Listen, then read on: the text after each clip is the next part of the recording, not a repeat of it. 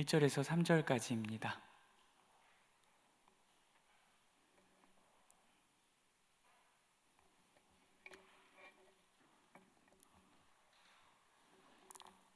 구약 359페이지에 있습니다.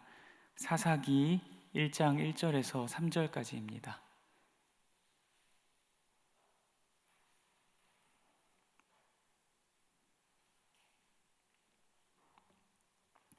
우리 찾으신 줄 알고 1절에서 3절까지 천천히 함께 합독하도록 하겠습니다. 여호수아가 죽은 후에 이스라엘 자손이 여호와께 여쭈어 이르되 우리 가운데 누가 먼저 올라가서 가나안 족속과 싸우리이까? 여호와께서 이르시되 유다가 올라갈지니라. 보라, 내가 이 땅을 그의 손에 넘겨 주었노라 하시니라. 유다가 그의 형제 시므온에게 이르되 내가 제비 뽑아 얻은 땅에 나와 함께 올라가서 가나안 족속과 싸우자. 그리하면 나도 네가 제비 뽑아 얻은 땅에 함께 가리라 하니 이에 시므온이 그와 함께 가니라. 아멘. 오늘부터 사사기 말씀으로 시작합니다. 사사기 첫 번째 말씀, 아직 끝나지 않은 싸움이라는 주제로 말씀 나누겠습니다. 오늘 본문은 여호수아가 죽은 후에 이렇게 시작하고 있습니다. 시간을 이렇게 특정하고 있는 이유가 있는 것 같습니다. 이스라엘을 인도하여서 요단강을 건너고 난공불락의 성으로 보여지던 여리고 성을 무너뜨리며 이스라엘에게 약속의 땅을 분배하여 준 탁월한 지도자 여호수아가 이스라엘 곁을 떠난 시기라는 것입니다. 여호수아의 죽음이 그들에게 의미하는 슬픔과 상실감은 이루 말로 형용할 수 없었을 것입니다. 그런데 그럼에도 불구하고 이스라엘은 마냥 애통해하고 슬퍼하며 주저앉아 있을 수만은 없습니다. 지금 이스라엘에게는 그 여호수아의 죽음보다도 더 중요한 사명이 있기 때문입니다. 단지 약속의 땅에 들어왔음으로 인해서 만족하고 안주하며 살 수만은 없습니다. 왜냐하면 그들에게는 아직 남겨진 싸움이 있기 때문입니다. 이에 이스라엘 자손이 그 남겨진 싸움을 싸워내기 위하여서 여호와께 묻고 있습니다. 우리 본문 1절 말씀 합독하도록 하겠습니다. 여호수아가 죽은 후에 이스라엘 자손이 여호와께 여쭈어 이르되 우리 가운데 누가 먼저 올라가서 가나안 족속과 싸우리이까? 아멘. 이스라엘이 민족의 지도자 여호수아의 죽음을 뒤로하고 마냥 슬퍼하고 애통해하며 주저앉아 있을 수만은 없는 이유, 또한 단지 약속의 땅에 들어왔다는 것만으로 만족하며 안주하며 살아갈 수 없는 이유, 그들에게는 아직 남은 싸움이 있기 때문입니다. 그 남은 싸움은 바로 가나안 땅에 아직 남아있는 가나안 족속들과 싸워서 가나안 땅 안에서 그들을 몰아내는 것, 그것이 하나님께서 그들에게 남겨두신 싸움, 사명이기 때문입니다.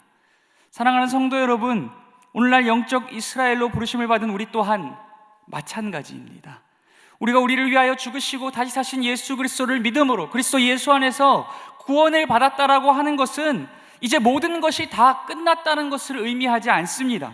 이미 구원받았고 그 구원은 완전하다 할지라도 우리가 어떻게 살아가느냐가 우리에게 남겨졌다라는 것입니다. 우리에게도 아직 남겨진 싸움이 있습니다.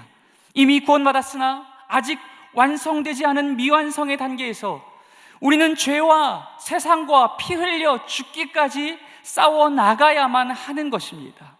그렇다면 죄와 세상과 싸운다는 것은 어떤 의미일까요? 마치 이스라엘 족속들이 눈에 보이는 가나안 족속들과 싸우는 것처럼 범법자들을 찾아다니고 세상의 불신자들을 찾아다니며 그들을 총과 칼로 죽이는 것이 우리에게 남겨진 싸움일까요? 아닙니다.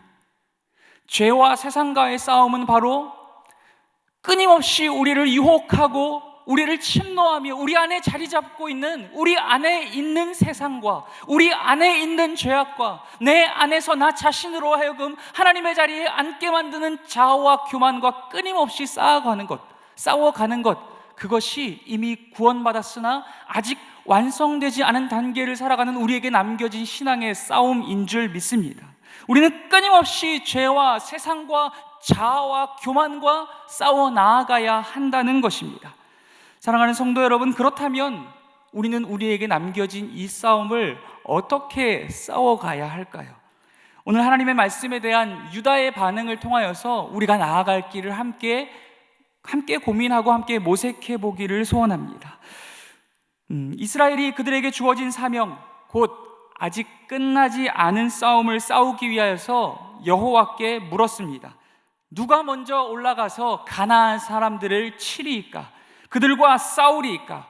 이때 여호와 하나님께서 이렇게 대답하십니다. 우리 본문 2절 말씀입니다. 본문 2절 말씀 천천히 합독하겠습니다. 여호와께서 이르시되 유다가 올라갈지니라. 보라, 내가 이 땅을 그의 손에 넘겨 주었노라 하시니라. 아멘.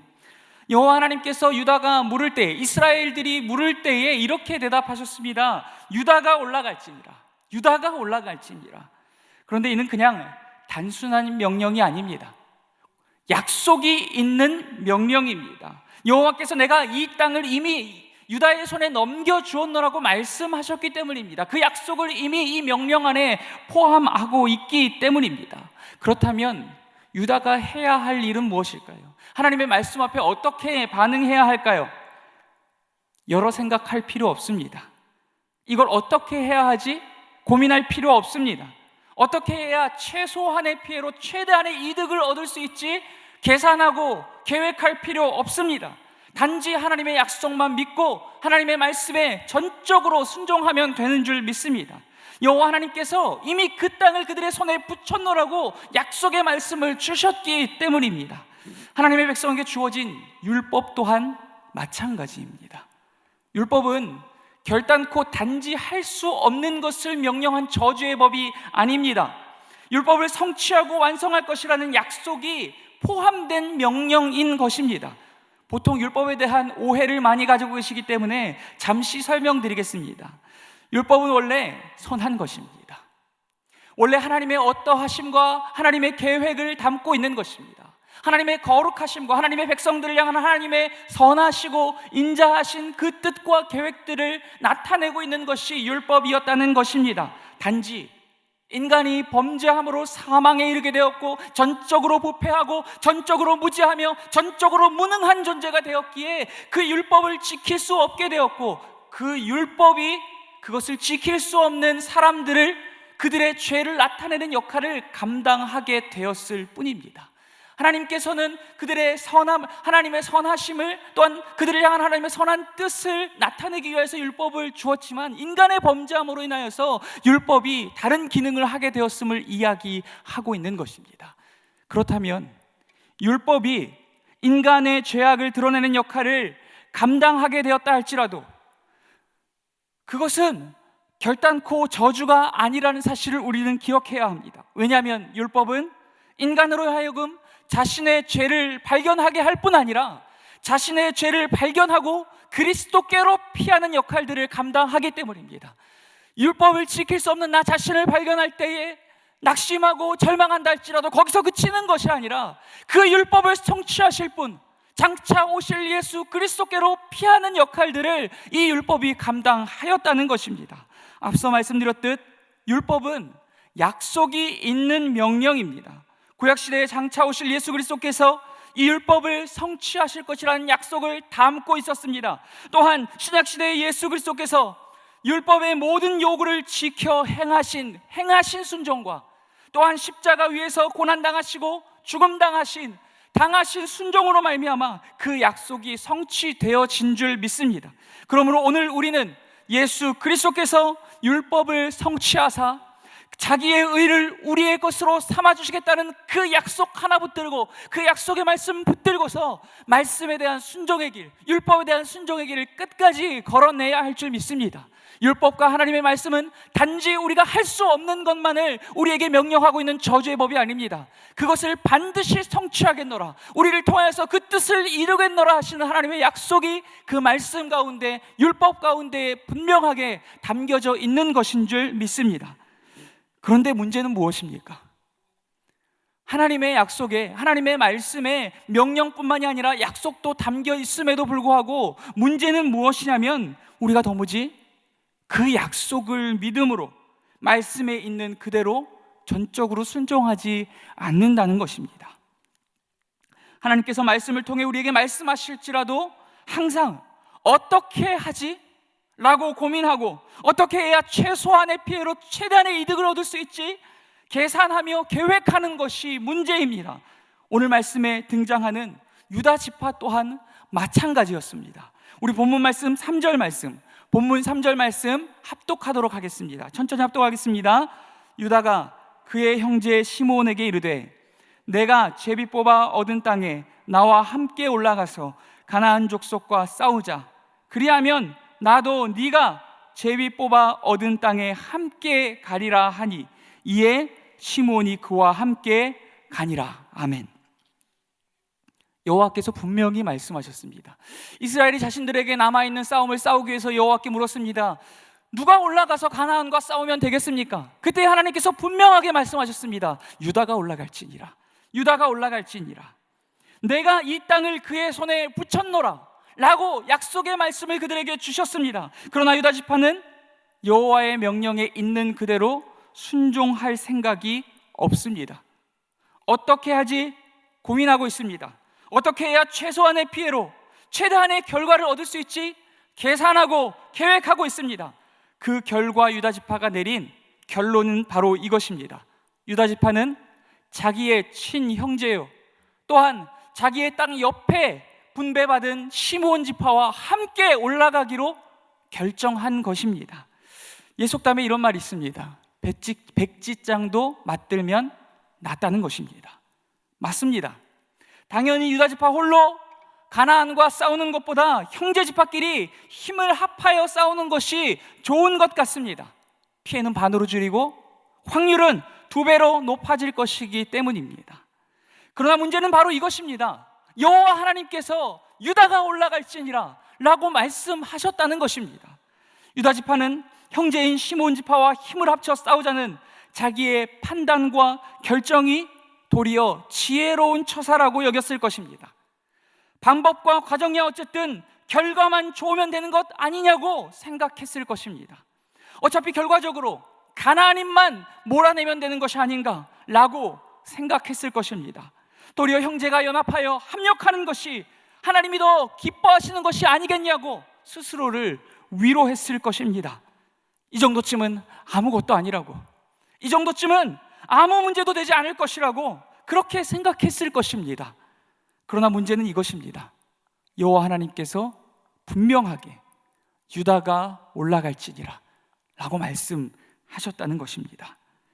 그럼에도 불구하고 유다 지파는 결국 하나님의 뜻대로만 순종하지 않고 자기의 소견에 오른 대로 판단하였고 행하였다는 것입니다.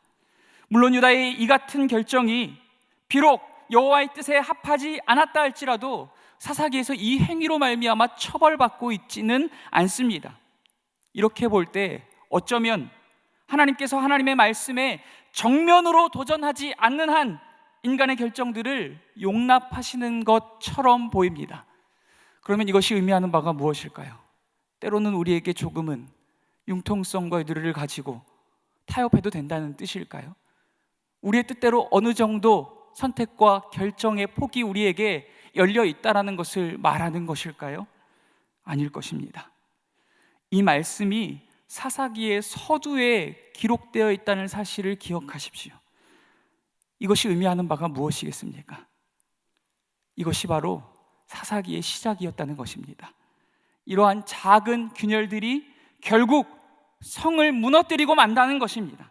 하나님의 말씀에서 약간 벗어난 판단과 행동들, 당시에는 정말 작게 보여지고 도리어 지혜롭게 여겨지는 작은 판단과 결정과 행동들이 하나님을 왕좌에서 밀어내고 우리에게 왕이 없다라고 말하며 스스로가 왕좌에 앉아서 자기의 소견에 오른 대로 판단하고 행하며 살아가는 사사기의 괴물스러운 이스라엘을 만들어낸 것이 아니냐는 것입니다. 이러한 작은 판단과 결정들이 나중에는 하나님께서 이방 적국과 이방의 왕들의 손에 수없이 이스라엘을 팔아버리시고 넘겨버리셨음에도 불구하고 마치 무뎌지다 못해 아예 감각을 잃어버린 존재들처럼 다시금 또 다시금 하나님을 잊고 우상 숭배와 죄악을 반복하기만 하는 그 어리석은 이스라엘을 만들어낸 것이 이 작은 판단과 결정들이 아니냐는 것입니다. 사랑하는 성도 여러분, 오늘 우리는 어떻습니까? 이것이 비단 유다 지파만의 일입니까? 이것이 비단 유다 지파만의 문제입니까? 오늘 우리도 그렇게 살아가고 있지는 않습니까? 오늘 저와 여러분은 하나님의 말씀에 있는 그대로 순종하고 계십니까?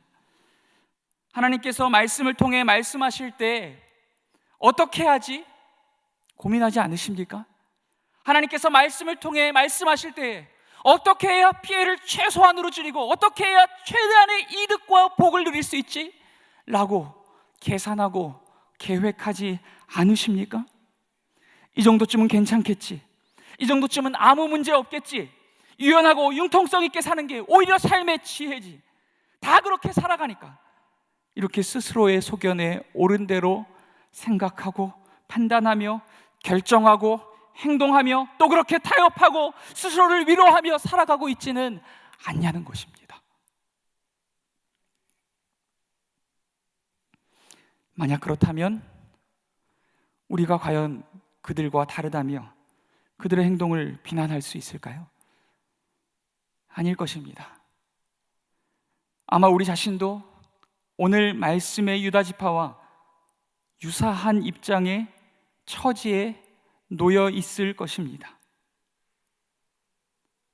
어쩌면 오늘 우리가 만들어내는 그 작은 자기의 소견에 따른 판단과 결정들이 하나님을 왕좌에서 밀어버리고 우리 스스로를 왕좌에 앉히고 우리의 소견에 옳은 대로 행하는 괴물스러운 우리의 자아를 혹은 우리의 다음 세대들을 만들어내고 있는 것인지도 모르겠습니다.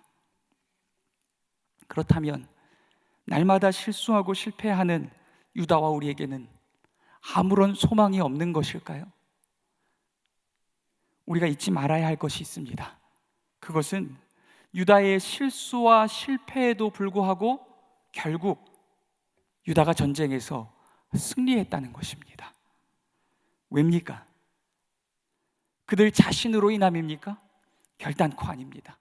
날마다 실수하고 실패하는 불의한 유다와 우리 자신으로 인함이 아니라 이 땅을 유다의 손에 붙여놓으라 약속하신 그 하나님, 하나님의 신실하심으로 말미암아 하나님께서 그 약속을 성취하셨기에 유다가 승리하게 된 줄 믿습니다. 날마다 실수하고 날마다 실패하며 날마다 연약함으로 넘어질 수밖에 없는 우리라 할지라도, 우리 자신에게는 어떠한 소망이 없다 할지라도 우리에게 승리와 성취의 약속을 주시고 그 약속을 신실하심으로 이루어 가시는, 우리에게 최후의 승리를 약속하신 그 하나님 한 분, 그 한 분만이 우리의 참된 소망이 되시는 줄 믿습니다. 사랑하는 성도 여러분, 우리는 반드시 기억해야 할 것이 있습니다. 우리에게는 아직 끝나지 않은 싸움이 있다는 것입니다. 우리는 멈출 수 없습니다. 더 이상 머물러 안주할 수도 없습니다. 우리를 침노하며 무너뜨리려는 죄와 세상과 자아와 피 흘려 죽기까지 싸우고 또 싸워야 할 줄 믿습니다. 이 싸움에 승리하는 방법이 있습니다. 무엇입니까? 하나님의 말씀에, 하나님의 말씀 앞에 나의 소견과 나의 판단과 나의 계산과 나의 자아를 내려놓고 전적으로 순종하는 것, 이것이야말로 우리 앞에 남겨진 신앙의 싸움에서 승리할 수 있는 유일한 길인 줄 믿습니다. 그렇다면 우리는 어떻게 하나님의 말씀에 전적으로 순종할 수 있을까요? 우리가 어떻게 해야지만 하나님의 말씀에 전적으로 순종으로 반응할 수 있을까요? 첫째, 하나님의 약속을 믿는 것입니다. 하나님께서 우리에게 주신 말씀은 할 수 없는 것을 명령하신 저주의 법이 아닙니다. 이미 성취와 승리의 약속을 포함하고 있는 약속의 말씀인 줄 믿습니다.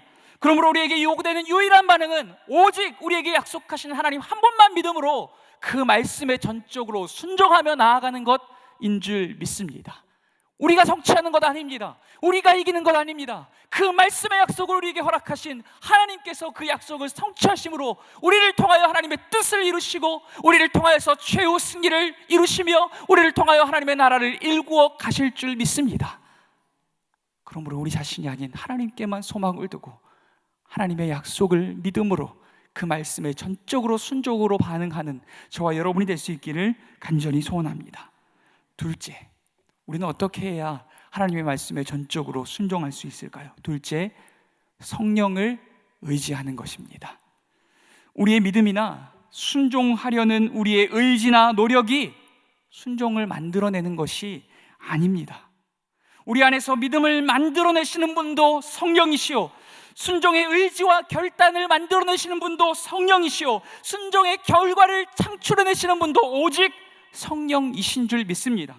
나로서는 할 수 없음을 겸손히 고백하며 우리 안에 내주하시며 능력 주시는 분, 그 성령 하나님 한 분만을 붙들고 의지하며 나아갈 때 성령께서 우리를 통하여 하나님의 말씀에 전적으로 순종하는 삶을 살아가게 하실 줄 믿습니다. 우리를 통하여 하나님의 뜻이, 하나님의 나라가 우리가 살아가는 공간과 시간 가운데에 이루어지게 할 줄 믿습니다. 사랑하는 성도 여러분, 아직 끝나지 않은 싸움의 여정 가운데 하나님의 약속을 믿고 성령을 의지함으로 하나님의 말씀에 대한 순종의 길을 걸어 아직 우리에게 남겨진 죄와 세상과 나 자신과의 싸움에서 날마다 이기고 영원토록 승리하며 오직 하나님만을 나의 판단자요, 하나님만을 나의 통치자요, 하나님만을 나의 사사시요, 하나님만을 나의 왕으로 섬기며 살아갈 수 있는 오늘 저와 여러분이 될 수 있기를 간절히 소원합니다. 기도하겠습니다. 사랑과 은혜가 많으신